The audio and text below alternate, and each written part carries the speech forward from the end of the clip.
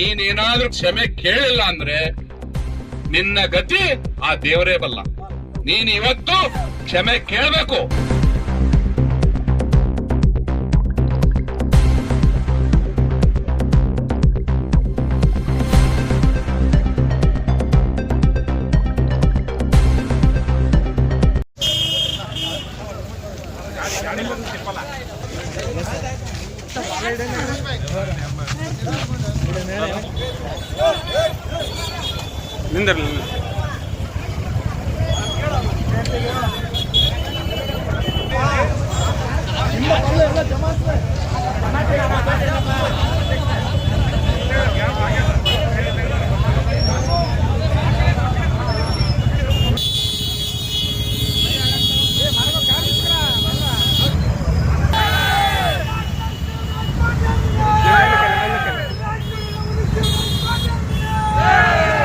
ಕೇಂದ್ರ ಸಚಿವರಾಗಿದ್ದ ಪ್ರಹ್ಲಾದ್ ಜೋಶಿ ಅವರಿಗೆ ಅವಾಚ್ಯ ಶಬ್ದಗಳನ್ನು ನಿಂದನೆ ಮಾಡಿ ಜೀವ ಬೆದರಿಕೆ ಹಾಕಿದವರ ವಿರುದ್ಧ ಸೂಕ್ತ ಕಾನೂನು ಕ್ರಮ ಜರುಗಿಸುವ ಕುರಿತು ಮನವಿ. ಸಂಬಂಧಿಸಿದಂತೆ ಶ್ರೀ ಅಶೋಕ್ ಜೈನ್, ಶ್ರೀ ಬಸವರಾಜ, ಶ್ರೀ ಮಾರಪ್ಪ, ಶ್ರೀ ಶ್ರೀನಿವಾಸ್, ಶ್ರೀ MR ಬೇರಿ ಹಾಗೂ ಇವರುಗಳು ದಿನಾಂಕ 24/6/2025 ರಾಯಚೂರಿನ ಪತ್ರಿಕಾ ಭವನದಲ್ಲಿ ಪತ್ರಿಕಾಗೋಷ್ಠಿ ನಡೆಸುವಾಗ ಮಾನ್ಯ ಕೇಂದ್ರ ಸಚಿವರಾಗಿದ್ದ ಶ್ರೀಯುತ ಪ್ರಹ್ಲಾದ್ ಜೋಶಿ ಅವರಿಗೆ ಅವಾಚ್ಯ ಶಬ್ದಗಳನ್ನು ನಿಂದನೆ ಮಾಡಿ ಅವರು ಎಲ್ಲೇ ಸಿಕ್ಕರೂ ಅವರಿಗೆ ಕಲ್ಲಿನಿಂದ, ಬಾರಿಗೆಯಿಂದ ಮತ್ತು ಚಪ್ಪಲಿಯಿಂದ ಹೊಡೆಯುತ್ತೇವೆ ಎಂದು ಜೀವ ಬೆದರಿಕೆ ಹಾಕಿರುತ್ತಾರೆ. ಸದರಿ ಅವರಿಗೆ ಹೇಳಿಕೆಯಿಂದ ಸಮಾಜದಲ್ಲಿ ಅಶಾಂತಿ ಉಂಟಾಗಿ ಸೌಹಾರ್ದತೆಗೆ ಧಕ್ಕೆ ಉಂಟಾಗುತ್ತದೆ. ಒಬ್ಬ ಗೌರವಾನ್ವಿತ ಕೇಂದ್ರ ಸಚಿವರಿಗೆ ಅವಾಚ್ಯ ಶಬ್ದಗಳಿಂದ ನಿಂದನೆ ಮಾಡಿ ಕೊಲೆ ಬೆದರಿಕೆ ಹಾಕಿದವರಿಂದ ತಕ್ಷಣವೇ ಅವರ ಮೇಲೆ ಹೇಳಿದ ವ್ಯಕ್ತಿಗಳ ಮತ್ತು ಇನ್ನಿತರ ಸಹಚರರ ಮೇಲೆ ಕ್ರಿಮಿನಲ್ ಪ್ರಕರಣವನ್ನು ದಾಖಲಿಸಿ ಸೂಕ್ತ ಕಾನೂನು ಕ್ರಮ ಕೈಗೊಳ್ಳಬೇಕೆಂದು ತಮ್ಮಲ್ಲಿ ವಿನಂತಿ.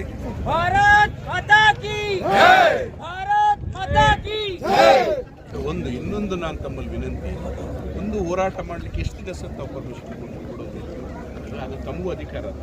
ಅನಾವಶ್ಯಕವಾಗಿ ಈ ರೀತಿ ಹೋರಾಟ ಮಾಡುವಂಥದ್ದು 3 ವರ್ಷ ನಾನು ಎಲ್ಲೂ ನೋಡಿಲ್ಲ. ನಿಮಗೆ ಅಧಿಕಾರ ಎಲ್ಲೂ ಇಲ್ಲ ಸರ್. ಯಾರು ಇರೋದಿಲ್ಲ ಸರ್. ಇಬ್ಬರೇ ಕೂತಿರ್ತಾರೆ. ಒಮ್ಮೆ ಇಬ್ರು ಇರೋದಿಲ್ಲ, ಯಾರು ಇರೋದಿಲ್ಲ.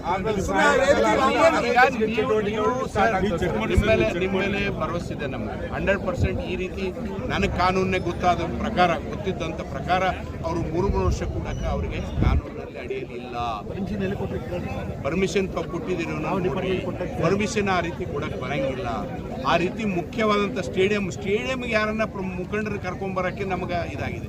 ಮತ್ತು ಅವರು ಟಾರ್ಗೆಟ್ ಮಾಡಿ BJP ಪಕ್ಷದವ್ರನ್ನ, BJPಯವ್ರನ್ನ ನನ್ನ ನಿಂದಿಸುವಂಥ ಕೆಲಸ ಮಾಡ್ತಾರೆ.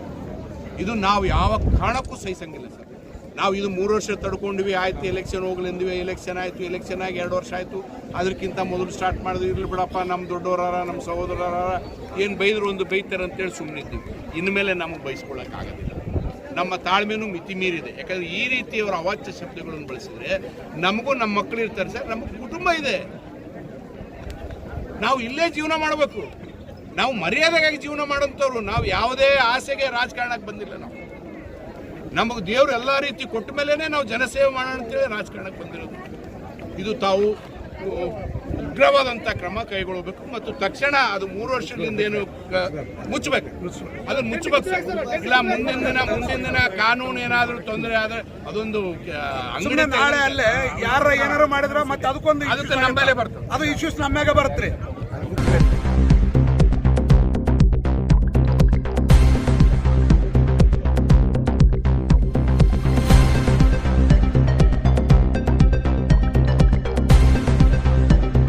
ನನ್ನ ವಿರುದ್ಧ 3 ಎಲೆಕ್ಷನ್ 1500 ವೋಟ್ ಕ್ರಾಸ್ ಮಾಡೋದಾಗ್ಲಿಲ್ಲ.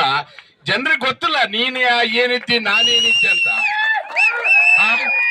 ಎಲೆ ಹುಚ್ಚ, ಅರೆ ಹುಚ್ಚ, ಈ ಮುದುಕ ಆಗಿದ್ದೆ ಏನೇ ಅರಿಮರು ತೋಣದ ನಿನಗ? ಅರಿಮರು ತೋಡ್ ವಯಸ್ಸಾಗ್ಯದ ಅನಿಸ್ತದ ನಿನಗ. ಹಂಗಾಗಿ ಈ ರೀತಿ ಮಾತಾಡ್ತಿದ್ದಿ. ಇವನು ಕಾಂಗ್ರೆಸ್ ಏಜೆಂಟ್, ನೀವು ತಿಳ್ಕೊರಿ. ಇವನು ಕಾಂಗ್ರೆಸ್ ಏಜೆಂಟ್. ಇವನು ಫಸ್ಟ್ ಇನ್ನೂ ಹೋರಾಟ ಮಾಡ್ತೀವಿ ಅಂತೇಳಿ ನನ್ನ ಮುಂದೆ ಬಂದಿದ್ರು. ಇಲ್ಲೆಲ್ಲ ದೂರ ಕೂತಿದ್ರು. ನಾನು ಇವ್ರನ್ನ ನೆರಳಿಗೆ ಕುಂದಿರ್ಸಿ ಮೊದಲನೇ ದಿನನೇ ಬಂದು ಇಲ್ಲಿ ನಮ್ಗೆ ಏಮ್ಸ್ ಬೇಕು ಅಂತ ನನ್ನ ಸುತ್ತಮುತ್ತ ಕುಂದಿರ್ಸ್ಕೊಂಡೆ. ನಾನು ಇರ್ಲಿ ಬರ್ರಪ್ಪ, ನಾನು ಜೊತೆಗಿರ್ತೀನಿ ಅಂತೇಳಿ. ಇನ್ನು 5 ನಿಮಿಷ ಆಗಿಲ್ಲ, ನನ್ನ ವಿರುದ್ಧ ಕೂಗಕ್ ಚಾಲು ಮಾಡಿ ತಿರುಗಿ ಹೊಡಿತಿರೋಣ ಅಂತ ಹೇಳಿದೆ ನಾನು. ಏನಿದೆ ಇನ್ನ ಮೊದಲನೇ ದಿನ ಇಲ್ಲೇ ನಮ್ಮ ಆಫೀಸ್ನಾಗ ಅವತ್ತೇ ತಿರುಗಿ ಪುಡ್ತ್ರಲ್ಲ ಅಂತೇಳಿ ನಾನು ಬಗಳಾಕ್ ಕುಂತಿದ್ದ. ಇಲ್ಲ ಸಾರಿ ಅಂತ ಎಲ್ಲ ಹೋರಾಟಗಾರರು ಹೇಳಿದ್ರು, ಹಿಂಗ್ ಮಾಡಬಾರ್ದಾಗಿತ್ತು, ಇವ್ರು ತಪ್ಪಾಯ್ತು ಹೇಳ್ಬಾರ್ದು. ಅಂದ್ರೆ ಇವ್ರ ಉದ್ದೇಶ ಬರೀ ಶಿವರಾಜ್ ಪಾಟೀಲ್ ತೇಜೋವಧೆ ಮಾಡದೆ ಇವ್ರ ಉದ್ದೇಶ, ಇವ್ರಿಗೆ ಏಮ್ಸ್ ಬೇಕಾಗಿಲ್ಲ. ಇದು ತಿಳ್ಕೊರಿ. ಇಡೀ ಜಿಲ್ಲೆ ಇದು ಏಮ್ಸ್ ಅಂದ್ರೆ ಇಡೀ ಜಿಲ್ಲೆಗೆ ಬೇಕು. ಇದು ಬರೀ ರಾಯಚೂರಿಗೊಂದೇ ಸೀಮಿತನ? ಇಡೀ 4-5 ಜಿಲ್ಲೆಗೆ, ಆಂಧ್ರ, ತೆಲಂಗಾಣ ಎಲ್ಲಾ ಭಾಗಕ್ಕೂ ಏಮ್ಸ್ ಬೇಕು. ಆದ್ರೆ ನೀವು ನೋಡ್ರಿ, ಇವ್ರು ಪ್ರತಿ ಸಾರ್ತಿ ಹೋರಾಟ ಮಾಡೋದು ಶಿವರಾಜ್ ಪಾಟೀಲ್ ವಿರುದ್ಧ. ಬಿಜೆಪಿ ಪಕ್ಷದ ಯಾವ ಮುಖಂಡರು ಬರ್ತಾರ ರಾಯಚೂರಿಗೆ ಅವ್ರ ವಿರುದ್ಧ. ನಿನ್ನ ಅವಕಾದ ಅಶೋಕ್ ಜೈನ, ನೀನು ಅದನ್ನ ತಗೊಂಡು ಏನೋ ತಗೊಂಡು ಹೊಡಿತೀನಿ ಅಂತಿಲ್ಲ. ನೀನ್ ಏನಾದ್ರೂ ಆ ಕೆಲಸ ಇನ್ನೊಂದು ಸರಿ ಮಾಡಿದ್ರೆ ಅದನ್ನ ನೀನು ಬಾಯಾಗಿಟ್ಟು ಭತ್ರ ಮೆರವಣಿಗೆ ಮಾಡ್ತೀವಿ. ಇದು ಚಾಲೆಂಜ್, ಇದು ಚಾಲೆಂಜ್. ಇದು ಅಲ್ಲೇ ನೀನು ಕರ್ನಾಟಕ ರಕ್ಷಣಾ ವೇದಿಕೆ ಅಂತ ಕನ್ನಡದ ನೆಲ ಜಲ ಭಾಷೆಗೆ ಹೋರಾಡುವಂತ ಸಂಘ ಕಟ್ಕೊಂಡು ಇಲ್ಲೇನೋ ಅಂಗಡಿ ತೆಕ್ಕೊಂಡು ಬದುಕಿದ್ದಿ.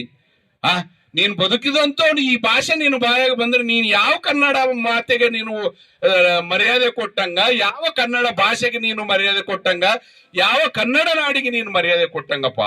ಇದಾ ನೀನು ಭಾಷೆ? ಒಬ್ಬ ಕನ್ನಡ ಪರ ಹೋರಾಟಗಾರನಾಗಿ ನೀನು ಭಾಷೆ ಹೆಂಗಿರ್ಬೇಕು? ನಿನಗೆ ಯಾರಪ್ಪ ಕುಮ್ಮಕ್ ಕೊಡೋದು? ಅವ್ರನ್ನ ಕರೀರಿ, ನಾನು ಬಹಿರಂಗ ಸವಾಲಾಗ್ತೀನಿ. ಅವ್ರನ್ನ ಕರೀರಿ. ನಿನ್ನಿಂದ ಯಾರಿದಾರ ನನಗೆ ಗೊತ್ತದ. ನನ್ನ ಹತ್ರ ಬ್ಯಾಂಕ್ ಅಕೌಂಟ್ಗಳಿದಾವ, ಯಾರ್ಯಾರು ದುಡ್ಡು ಹಾಕಿದ್ದಾರೆ, ಯಾರ್ಯಾರಿಲ್ಲ ಅದಕ್ಕಂತ. ನನ್ನ ಹತ್ರ ಎಲ್ಲ ಇಟ್ಕೊಂಡು ಕೂತಿದ್ದೀನಿ. ನಾನು ಇಲ್ಲಿ ರಾಜಕಾರಣ ಮಾಡೀನಿ. ನಾನೇನಿಲ್ಲಿ ಸನ್ಯಾಸ ಸ್ವೀಕಾರ ಮಾಡಿಲ್ಲ. ನಾನು ರಾಜಕಾರಣ ಮಾಡೋದಕ್ಕೆ ರಾಜಕೀಯಕ್ಕೆ ಬಂದೀನಿ. ನಾನು ನಿನಗಿನ್ನೂ ಏನು ಇಲ್ಲ. ನನಗೆಲ್ಲ ಇಲ್ಲ. ನೀವೇನು ಭಾಷೆ ಉಪಯೋಗ ಮಾಡಿರಲ್ಲ, ನೀನು ಯಾದಗಿರಿಲಿಂದ ಬಂದು ಉಪಯೋಗ ಮಾಡಿದ್ದಿ. ನಾನು ಇಲ್ಲೇ ಸ್ಟೇಷನ್ ಏರಿಯಾ ರಾಗಮಾನ್ ಘಟ್ಟದಾಗ ಹುಟ್ಟಿ, ರಾಗಮಾನ್ ಘಟ್ಟದಾಗ ಬೆಳೆದು, ಸ್ಟೇಷನ್ ಏರಿಯಾದಾಗ ತಿರುಗಿ, ರಾಯಚೂರು ನೀರು ಕುಡಿದು, ರಾಯಚೂರು ನೆಲದಾಗ ಹುಟ್ಟಿ, ರಾಯಚೂರು ಶಾಲೆ ಕಾಲೇಜುಗಳು ಓದಿ. ನೀನು ನನ್ನ ಭಾಷೆ ಹೆಂಗಿರ್ಬೇಡ. ನನ್ನ ಭಾಷೆ ನೀನೇನಾದ್ರೂ ಕೇಳಿದ್ರೆ ನಾನು ನೀನು ಎದುರು ಕುಂದ್ರಮು ನನ್ನ ಭಾಷೆ ನಿನ್ಗೆ ತೋರಿಸ್ತೀನಿ. ಏನೋ ಡಾಕ್ಟರ್ ಓದ್ಕೊಂಡಿನಿ ಅಂತ ಸುಮ್ಮನೆ ನೀ ಸ್ವಲ್ಪ ಏನಪ್ಪ, ನಾನೇನಾದ್ರೂ ಡಾಕ್ಟರ್ ಡಿಗ್ರಿ ಪಕ್ಕಕ್ಕಿಟ್ಟೆ ನಾನೇನ್ ಹೇಳಪ್ಪ, ನಿನ್ನ ಮತ್ತೆ ಕಥೆನೇ ಬೇರೆ ಇರ್ತದ. ಇದು ಲಾಸ್ಟ್. ನೀನೇನಾದ್ರೂ ಕ್ಷಮೆ ಕೇಳಿಲ್ಲ ಅಂದ್ರೆ ನಿನ್ನ ಗತಿ ಆ ದೇವರೇ ಬಲ್ಲ. ನೀನ್ ಇವತ್ತು ಕ್ಷಮೆ ಕೇಳಬೇಕು. ನಾನು ಪೊಲೀಸರಿಗೂ ಒತ್ತಾಯ ಮಾಡ್ತೇನೆ, ನೀವು ಕೇಸ್ ದರ್ಜು ಮಾಡಿ. ಇವತ್ತು ಒಬ್ಬ ಪ್ರಹ್ಲಾದ್ ಜೋಶಿ ಅವರು ಮಾಮೂಲಿ ಮನುಷ್ಯ ಅಲ್ಲ. ಭಾರತ ದೇಶದ 80 ಕೋಟಿ ಜನರಿಗೆ ಇವತ್ತು 5 kg ಅಕ್ಕಿಯನ್ನು ಬರ್ತಾ ಇದೆಯಲ್ಲ, ಅದು ಪ್ರಹ್ಲಾದ್ ಜೋಶಿ ಅವರಿಂದ ಬರ್ತದೆ. ತಾವೆಲ್ಲ ತಿಳ್ಕೊಬೇಕು. ಇವತ್ತು ಇಡೀ ಭಾರತ ದೇಶಕ್ಕೆ ಅನ್ನ ಹಾಕುವಂತ ಕೆಲಸ ಮಾಡುವಂತ ಪ್ರಹ್ಲಾದ್ ಜೋಶಿ ಅವರ ವಿರುದ್ಧ ನಿನಬಾಯಿ ಈ ಮಾತುಗಳು ಬರ್ತಾವಂದ್ರೆ ಎಷ್ಟು ಹೊಲಸಬಾ ಇರುವುದಲ್ಲ. ಹೊಲಸಬಾಕ ಅವನ ಇವ್ರು ರಾಯಚೂರವ್ರು ನಿನಗಿಂತ ಒಳ್ಳೆ ಭಾಷೆ, ಇನ್ನ ತೆಲುಗುನಾಗ ಇನ್ನ ಚಲೋ ಭಾಷೆ, ಎಲ್ಲಾ ಲ್ಯಾಂಗ್ವೇಜ್ಗಳು, ಹಿಂದಿ, ಉರ್ದು ಎಲ್ಲ ಬರ್ತಾವ ಭಾಷೆಗಳು. ನಿನ್ನ ಉಕಾದ, ನಿನ್ನ ಮಾತ ಏನೋ ಆನೆ ನಡ್ಕೊಂಡು ಹೋಗ್ಬೇಕಾದ್ರೆ ಇರುವೆ ಚೂಡ್ತಿ ಅಂದ್ರೆ ಅದಕ್ಕೇನು ಆನೆಗೆ ಏನು ಆಗಂಗಿಲ್ಲ. ಅರ್ಥ ಮಾಡ್ಕೊಡ್ರಿ. ಹೌದು, ನಿನ್ನೆ ಮುಖ್ಯಮಂತ್ರಿ ಬಂದಿದ್ರಲ್ಲಪ್ಪ, ನಮ್ಮಲ್ಲಿ ಸಣ್ಣ ಪುಟ್ಟ ಲೀಡರ್ ಬಂದಾಗ ನೀನು ಬಂದು ಇಲ್ಲಿ ಅಳ್ಳಾಡ್ಸ್ಕೊಂತ ಹೂ ಅಂತ ಮಾತಾಡ್ತಿದ್ದಿ. ಭಾರಿ ಬೆಂಗಳೂರಿನಾಗ ಹುಟ್ಟಿ ಬೆಳೆದಂತ ಮಾತಾಡ್ತಿದ್ದಿ.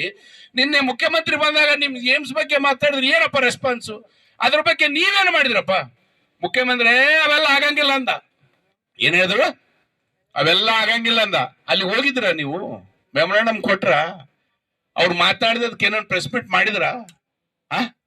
ಅರೇ ಅವನು ಶಿವರಾಜ್ ಪಾಟೀಲ್ ಶಕ್ತಿ ಜನ ಕೊಡ್ತಾರ. ಶಿವರಾಜ್ ಪಾಟೀಲ್ಗೆ ಶಿವರಾಜ್ ಪಾಟೀಲ್ ತಲೆ ಶಕ್ತಿ ಇರೋದು ಬೇಕಾಗಿಲ್ಲ.